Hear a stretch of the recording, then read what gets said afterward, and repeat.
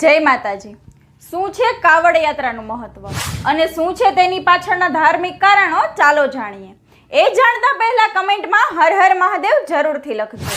હિન્દુ ધર્મમાં શ્રાવણ માસ ખૂબ જ મહત્વનો મનાય છે।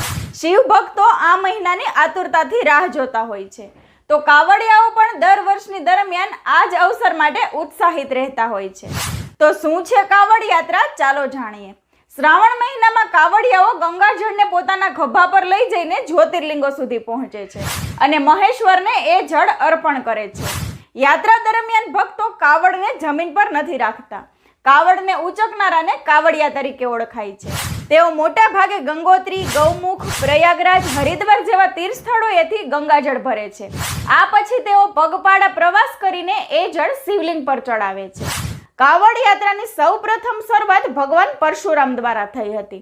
પરશુરામ ગઢમુક્તેશ્વરથી ગંગાજળ લાવ્યા અને શિવલિંગને તે અર્પણ કર્યું। ત્યારબાદ શ્રાવણ મહિનામાં કાવડમાં ગંગાજળ ભરીને લાવવાની અને શિવલિંગને તે અર્પણ કરવાની પરંપરા શરૂ થઈ।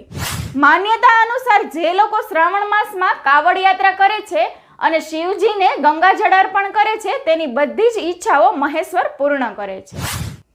જય માતાજી।